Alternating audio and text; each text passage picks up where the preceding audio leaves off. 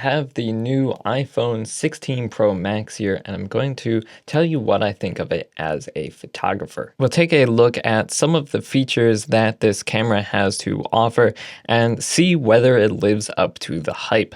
Most people really seem more interested now in what new phones have to offer as a camera rather than any of the other features they provide, which I think is really interesting. It shows how much as a species we really like taking photos of everything, that our favorite feature of the device that we carry around is its camera.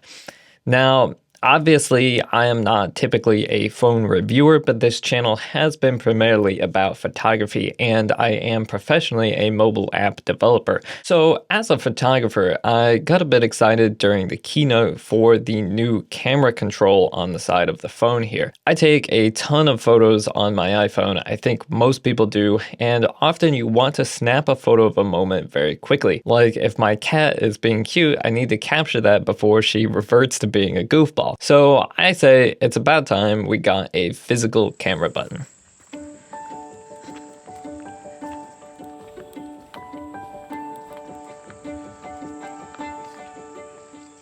I've come out here to a park to try some photos outdoors with this phone, which you will see later on in the video, but this seemed like a good opportunity to show you the new camera control button here on the side of the phone. Now this button is really handy for opening the camera quickly. It does also have multi-touch functionality so that you can swipe between different camera settings using it. However, I really don't find myself using that feature quite as often as just popping open the camera with it quickly and then using the touchscreen to change the settings. That being said, it is kind of fun to use, and it feels a little bit like the dial on a real camera. Obviously, it's not a physical dial, but you just get that sort of impression as you are swiping between controls. I think perhaps the main reason that I don't always find myself using this to change settings just to open the camera is that while it is pretty easy to press it in any position or in either hand, it's not always convenient to get your hands oriented to a place where you can actually swipe the button easily. So when you press the camera control, it opens the camera app right up with a single tap to whatever your default settings are. Now you have the option to lightly press it and switch between your different camera lenses, the different zoom levels if you want to use digital zoom, which I usually don't, and all of the other camera settings, which are accessible with a light double tap. At first, for the first few tries, that felt a little bit weird, but I very quickly got used to it and do find this really easy to use. However, I find that I typically need to be holding the phone in both hands like this in order to have a steady enough grip on it that I can conveniently access that camera control. Whereas if I'm holding the phone in one hand, a lot of these settings for the different lenses are readily available under my thumb. Another possible concern about this camera control is if you are left-handed, it's going to end up sort of over here under your middle finger, which, while it's still relatively easy to press to take a picture or open the camera, it's going to be pretty awkward to work the controls that way. Overall, I really love the new camera control. It's super nice to finally have a physical button on the phone to launch the camera. It makes it really quick to quickly open the camera and snap a photo, which is great. So I give it a 10 out of 10 for that. As far as actually controlling the camera, that is a nice feature, but as I've used it a little bit more, it feels a little bit like a gimmick, and I find myself mostly just using the normal software interface that I am used to for that. So I give it, say, 6, 7 out of 10 for that. It does work really well. I'm just not convinced that it's actually that useful to me. So it's a lovely feature to have, very functional, but just loses a few points there for that usefulness. Now, last year, we did get the action button, which allows you to set the button to do pretty much anything in place of the ring silent switch that no one ever touched. And I think most people ended up setting the action button to open the camera. So I'm guessing Apple saw that and kind of got the message. But now you can set the action button to whatever action you want, as well as reset the camera software button on the lock screen to something else and use the new camera control to launch the camera from anywhere. Another thing that I was really excited to test out is the new 5x zoom option. A big question for me was whether this would actually be too much zoom. I liked the 2.5x on the 12 Pro Max quite a bit, and I know a lot of people liked last year's 3x option. So is 5 times too far for everyday use, even though it's way better for those occasions when you really need to zoom in on something far away? What I do love about this, though, is that it's a lot closer to a proper telephoto lens on an iPhone. Apple have had the ultra-wide, wide, and what they called telephoto, but in the scheme of lenses for cameras, it was really still just wide, honestly, somewhere in that 35 to 50 millimeter range. Now, with this 5x lens, we're finally getting something past that to get more zoom on something that's further away, which will be really nice for photos out and about, like of the stage at an event. It's very hard to make a telephoto lens that is this small. There's a lot of parts in it. So typically, phones rely on digital zoom, but that comes at a quality cost. As a photographer, I absolutely hate digital zoom. I'd rather just take a photo and crop it later, but ideally I'd like to have optical zoom in the first place. But how does this 5x lens fare around the house? Well, in testing this out, I actually really liked it. I take a ton of pictures of Olivia, my cat. Cats are very small and they're really alert. So if they're being cute and then you walk up to them, there's a good chance they'll move. So it's great to be able to just stand further back and zoom in. I was concerned that 5x would be too much zoom inside, but it's actually really great for getting a photo of something across the room, and the different sort of virtual lenses from the 1x Fusion lens fill in below that just fine. Even using it at the 2x, the quality is still great. A great example of why I love the 5x zoom is this photo I took of a squirrel at the park earlier. This is a very common situation with small wildlife at parks. You're out for a walk and you want to get a photo on your phone, but it's just too far away to actually see in the picture. But this squirrel was probably 30 feet away from me, and walking any closer to it was going to scare it off, but with the 5x zoom lens, I was able to get a decent shot of it. Another thing is that as you start getting close to a subject with a wide-angle lens, you get sort of a fisheye effect where the subject can look unnaturally warped. And so I've been really happy with the 3 different focal lengths options of the 1x lens as well at 24 megapixels, the 2x crop at 12 megapixels, and the 12 megapixel 5x lens. That gives me a lot of control over the focal length of the image without sacrificing quality, which is a great improvement. Now, this video today is not really going to focus on the video capabilities of the iPhone just to keep the video focused, but I do briefly want to call out that the phone does now have 4K 120 shooting, which is crazy. Neither of my mirrorless cameras have that. Obviously, there are cameras out there that do, but it's not really that common yet. So I got very excited by that watching the keynote. 4K 120 lets you slow down your footage a lot, down to 25% speed for me, since I normally shoot at 30 frames per second, and being able to do that in 4K instead of 1080 means you can now have some slow motion footage without sacrificing video quality. For longer films like what I am doing here now, using a camera is still much easier, gives you higher quality, and is more reliable in my opinion, but for short things or for someone who doesn't have a camera, an iPhone is great. So to highlight that, here is a short montage of grinding my morning coffee shot on iPhone.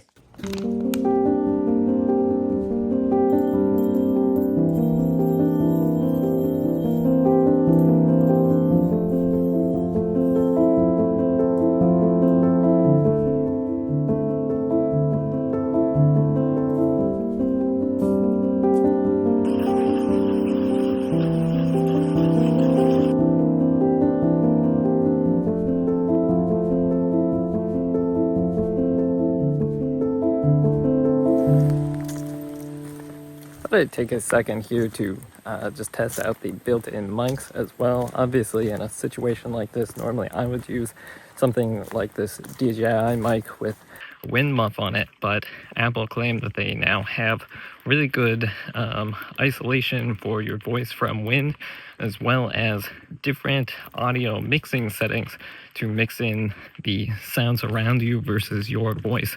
So I'd like to try out some of those and see how well it isolates my voice from not a wind, but the light breeze that's out here, bugs making noises, birds singing, things like that. Getting into image quality, Apple also have given us two 48 megapixel sensors in this, the ultra wide and wide angle lenses, but I think as a photographer, I was skeptical of that. 48 megapixels sounds great. Everyone will think that bigger number means a better camera, but the sensor itself isn't really getting any bigger. We're not capturing more light. It's just getting chopped up into more pixels. Now, if you want to zoom or crop that image, you'll have a lot more pixels to work with, so you won't see any pixelation or come out with a tiny photo.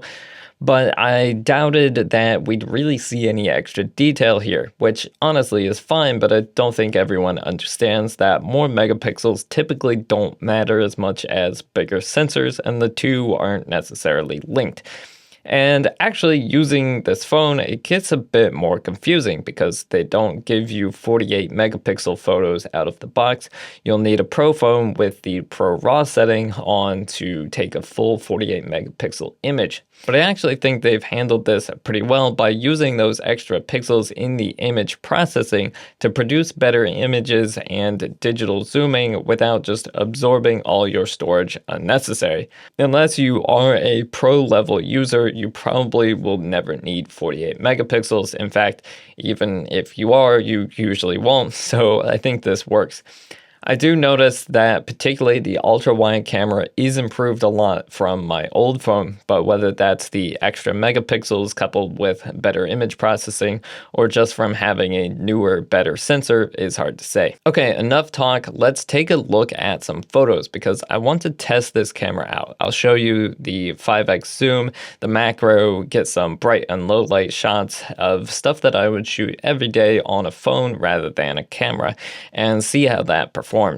And I want to pixel peep and crop these and see how they hold up. Now, this might be a good time for you to find the quality settings on YouTube for this video and set the playback to 4K so that you can see what I'm seeing because I'm going to be putting these photos on the screen for you.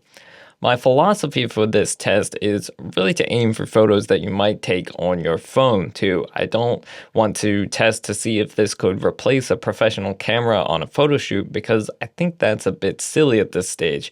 Even if the image quality is amazing, the iPhone doesn't have interchangeable lenses, for example, with that same optical quality you get from expensive glass, or all of the other features of a real camera.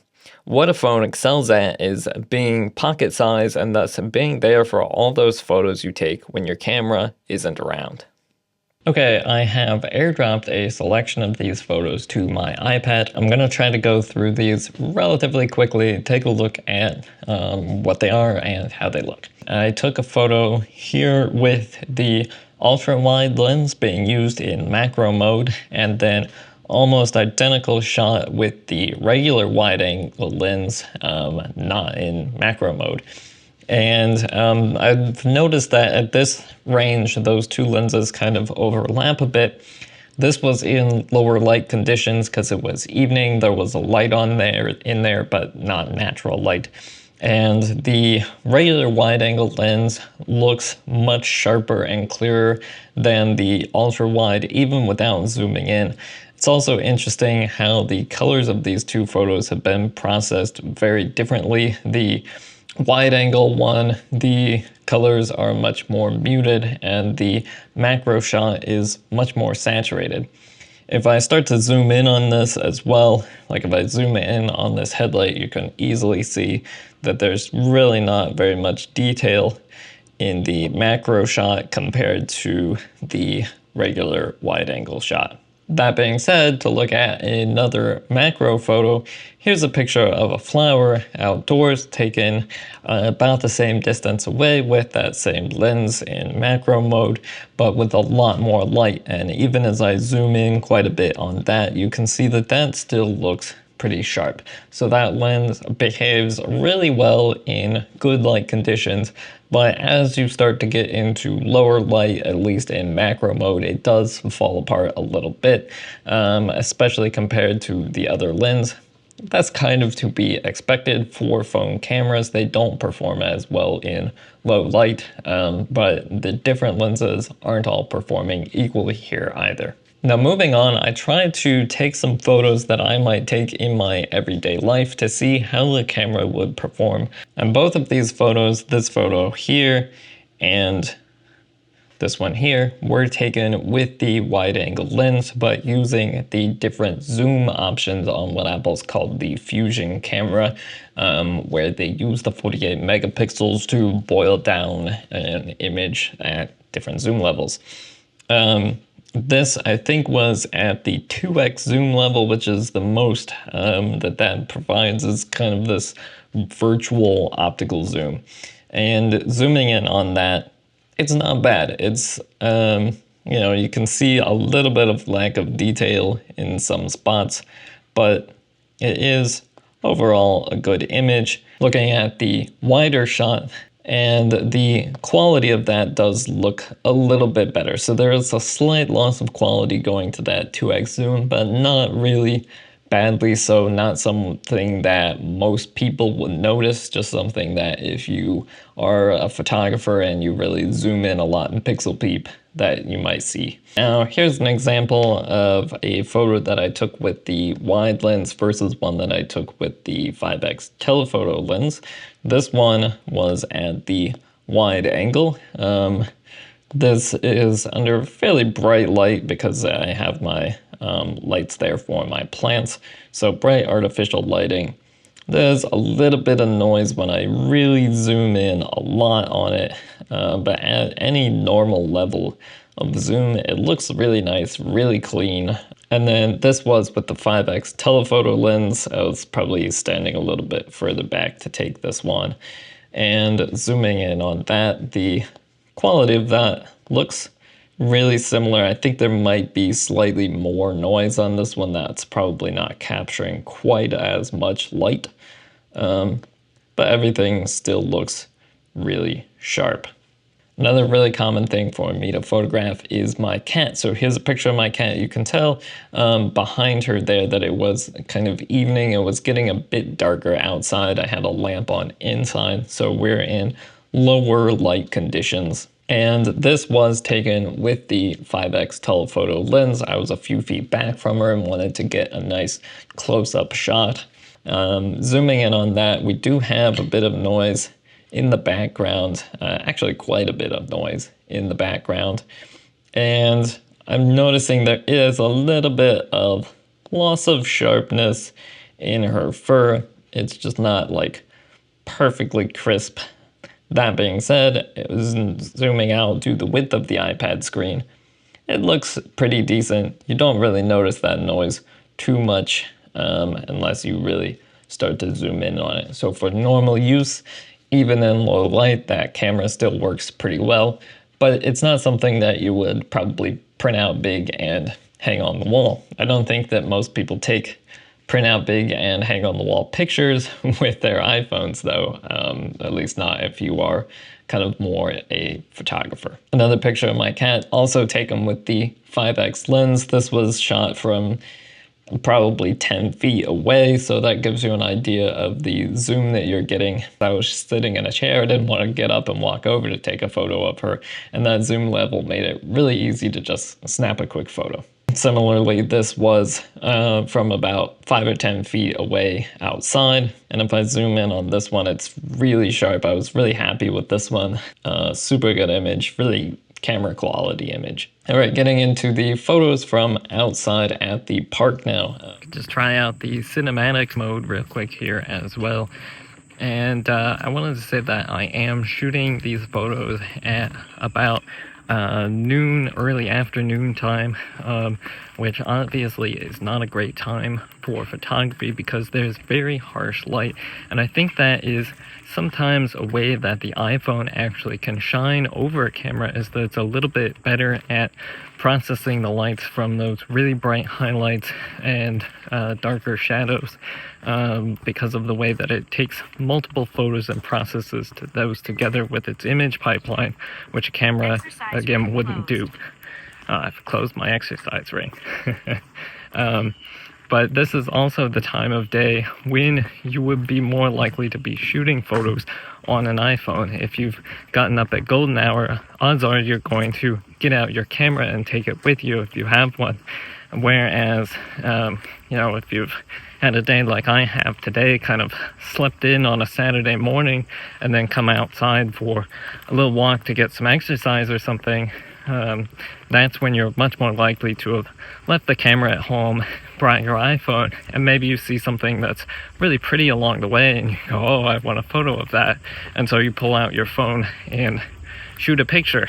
And that's when it's really nice to have a high quality camera on your phone that allows you to get a great photo that you can take back, make it your wallpaper on your computer, or share it on social media, or send it to your friends, from those moments just in your everyday life where you probably didn't have your camera on you.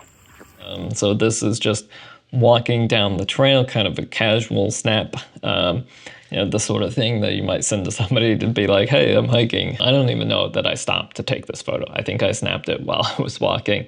And it's super crisp. The light is very balanced and it looks really natural and like what it would look like if you were there. If I zoom in on the sky area, the sky under the noonday sun is going to be much brighter than the underside of the leaves, and the iPhone has done a remarkable job really of keeping the blueness of the sky. There's not even too much chromatic aberration there when we're really pixel peeping, but still in the tree here and in the leaves, they are a natural color, and that's the kind of thing that the human eye can do pretty well, but cameras typically struggle with, and the iPhone gets around that by using multiple images at different exposures stacked together, and it does all of that in one shot, effectively. Now here's a shot where I used the ultra wide lens, and the ultra wide lens would be typically really nice for landscape outdoor photos, but I felt like on my old phone it let me down a little bit sometimes in loss of quality. So I was interested to see how it would perform on this new one. And as I zoom in here, I do see that it's not quite as sharp as the regular wide lens. It just feels like there's a little bit of graininess or muddiness. Zoomed out at the screen size of the iPad, you don't really notice that. It does look pretty good. And then I shot this one as an example. This was a little bit closer up, but light was shining through the trees onto the lens, and this was the first photo that I got from that, and you can see there's a lot of haziness because iPhone cameras tend to be really bad about picking up light that's shining across them and washing out the image a little bit.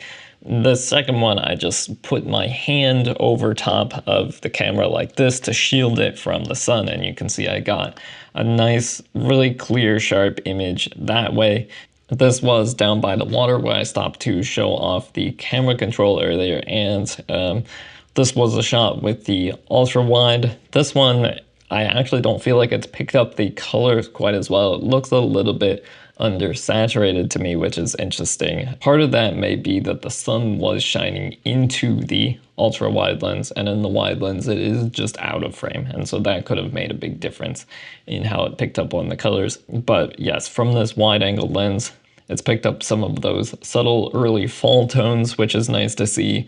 Kept the greens and the blues nicely from the other trees as well, and did a pretty good job of balancing that dynamic range. It hasn't over brightened this darker tree trunk, but I can still see detail in it as well as I zoom in. It's dark, but it's there, which is pretty much perfect. And then a final shot. This was from the ultra wide camera, which again put the sun in frame. But this one I feel like it did do pretty well on. The colors look really nice to me, and I like the balance of highlights and shadows. Everything looks really good, and the quality looks actually halfway decent on this one. So I think the takeaway from that is that the ultra wide lens still needs really good conditions in order to perform quite as well. The main lens is going to perform really well in pretty much all conditions. The ultra wide lens needs good lighting in order to get that same level of performance. Similarly, for the telephoto, it tends to need good lighting to get just as good as performance. So your best performance is still coming from that main camera lens. Overall though, from pixel peeping and these, I would say that they look really good. They are very high quality for a phone camera. While these images don't necessarily rival a more expensive digital camera, something like my Nikon Z6 II, I paid a third of as much for this phone as I did for that camera and its lens, and I'm getting photos that I could use comparably, as well as an entire phone with it, right? So I wouldn't expect it to perform as well as high-end cameras because it isn't one. Real quick before we go, I want to mention something I don't like about this camera system. See, Apple has made the phone intelligently switch between lenses depending on the lighting conditions and distance from the subject, and as a photographer, I think that's a mistake. Suppose you have a telephoto lens on your camera. Your subject is far away, but it's getting dark. Do you A, take a photo that's too dark, B, change lenses and move closer, or C, change lenses, take a photo from where you are, and crop it in a heck ton? Apple automatically chooses C. And even more annoying, they don't tell you. Most of the time, if you're using the 5x zoom, you're getting the 5x zoom lens. But sometimes you're getting 1/5 of the 1x zoom lens. As you can imagine, the quality suffers a lot when you go for a 5x digital zoom, so I'd rarely choose to do that. I'd rather take a wider photo and maybe move closer if possible. A similar thing happens with macro mode automatically enabling, which in some conditions is also a quality loss even where those lenses overlap. But at least with that, we see that macro mode is on and can turn it off. At minimum, I wish Apple would just display the current lens on screen, and even better, provide a setting for someone like me to lock the lens selection. There's even a software issue with this where sometimes it will get caught switching back and forth between lenses because it can't decide, although I didn't get that on video. That being said, overall, I am really impressed by this phone and its camera. Phone cameras across the board, iOS and Android alike, have gotten quite good, way better than a dedicated digital camera was 10 or 20 years ago. I mean, now I can shoot 4K at 120 frames per second when 4K has really only been around for maybe a decade. Honestly though, my favorite part might be the camera control, not so much for controlling the camera necessarily, but just to open it that much faster. That's all for today though. Like, comment, subscribe, and I will see you in the next one.